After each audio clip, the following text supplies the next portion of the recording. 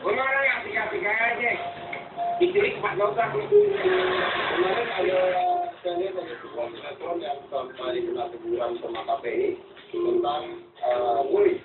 Jadi di sinetron ini ada sebuah pembulian di mana bulinya tuh anaknya diculik dan sebenarnya dan diancam untuk digaji gitu. Seperti itu, banyak kena dengan KPI. Nah ini deh, tadi saya udah nanya sama dia kan yang memakai lagi serius tuh. Kalau misalnya menurut gua ada sinetron seperti itu sebenarnya boleh apa enggak sih? Sebenarnya sih kalau menurut gue sih enggak. Karena pada dasarnya sekarang ini orang salah kata yang di sinetron itu orang sekarang udah nggak lagi mengajar budaya, pendidikan. Pendidikan untuk informasi ke masyarakat itu sekian lah. Yang penting bisnis. Ya. Yang penting tidak kalau bagus, sharing bagus, sharingnya bagus, itu yang didahulukan. Tapi sekarang gini, pertanyaan gue bisa gini untuk kalian bertiga. Kalau kita tahu bahwa tayangan-tayangan seperti itu misalnya salah, saya nggak bilang salah ya, misalnya salah. Terus tadi kita bilang bahwa itu imbasnya panjang sekali ya, bisa begini, bisa begitu. Tapi masyarakat Indonesia suka dengan tayangan-tayangan kekerasan. Ya itulah yang terjadi yang suka kan yang dewasa. Ya kan? Yang suka tuh yang dewasa yang sudah mulai. Sementara anak-anak ini kan cuma ikut gitu. Melihat, oh gitu. Sekarang ada ketawa, oh ya serius. Jadi sesuatu yang mereka tahu itu adalah bagaimana yang mengerti, yang dewasa. Jadi ketika dewasa ngerti, anak-anak juga ikutan aja. Ini kasus ini lah, maksudnya gini loh, apakah tayangan, kenapa di Indonesia suka sekali dengan tayangan-tayangan kekerasan, kayak film horor dan sebagainya, kenapa bisa seperti itu? Sebenarnya mungkin lebih suka kayaknya kan kalau penisan kayak lebih menantang mungkin kalau dinonton gitu. Jadi ya mungkin mereka lebih suka yang penisan gitu. Jadi manusia itu lebih suka melihat orang bisa ya, orang bahagia ya. Ya kayak ya seperti ada cerita saya sekarang ini. Tapi maksudnya pernah nggak dulu waktu kecil membuli orang? Boleh? Ya pokoknya geng-gengan bully. Oh enggak pernah. Pernah dibully nggak sama orang? Sering. Serius. Saya mau berantem. Ini hampir dibully. Ini hampir dibully. Sekarang aja sejak SMA pulang sekolah begini pulang pernah serius siapa ya? Ya intinya sih anak-anak SMA ya itu ya datang ya dari mana bang? Wah ini ada urusan cuma kebetulan waktu untungnya itu pas awal sekolah ya biasanya ada pengantaran P4 ya dulu saya masih pengantaran P4 pulang pengantaran tuh biasa lah anak-anak ini senior dari sekolah lain nyerah. Saya mau mengundang seorang psikolog tentang anak juga perkembangan. Ini adalah Nathanael Sumampo.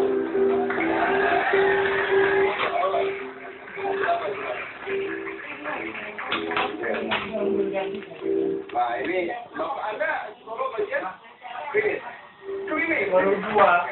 Baru ditambahnya 24 jam. Sebelum saya tanya tentang psikologi, saya apa?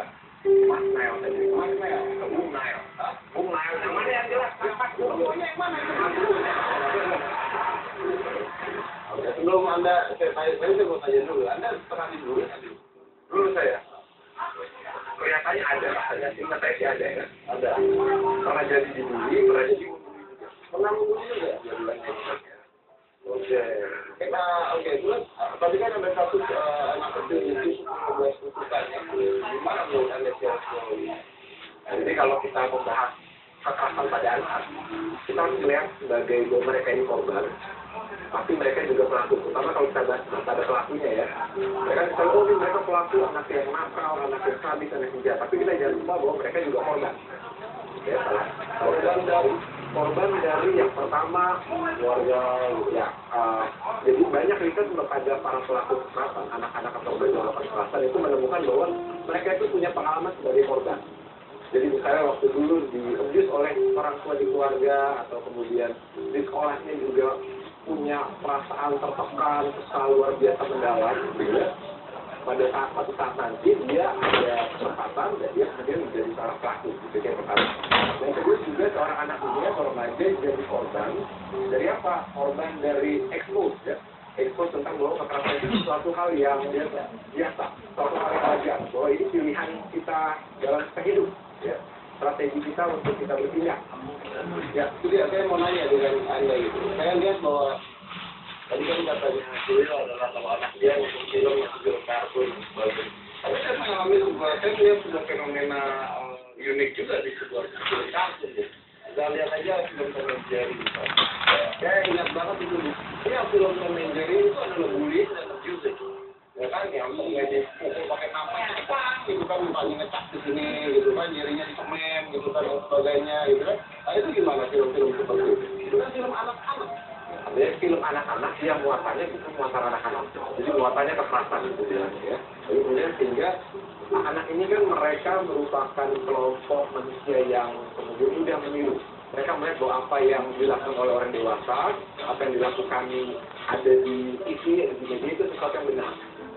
Terus kemudian itu cenderung diulang, apalagi ada konsekuensi dengan perasaan ini, oh ada isu, dengan perasaan ini ada pengakuan, ada konsekuensi yang diterima. Nah ini jadi kemudian seringkali menguatkan bahwa iya memang perilaku kasus ini bisa kita pakai dalam berinteraksi.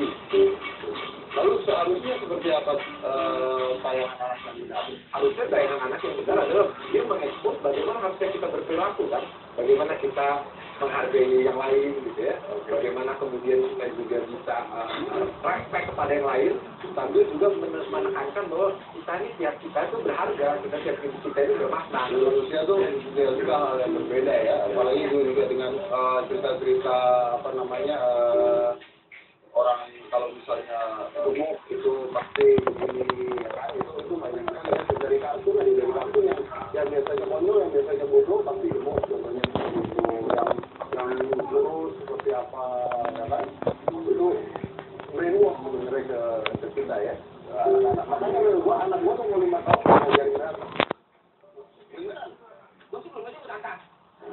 Masalahnya anakku bukan anak gue.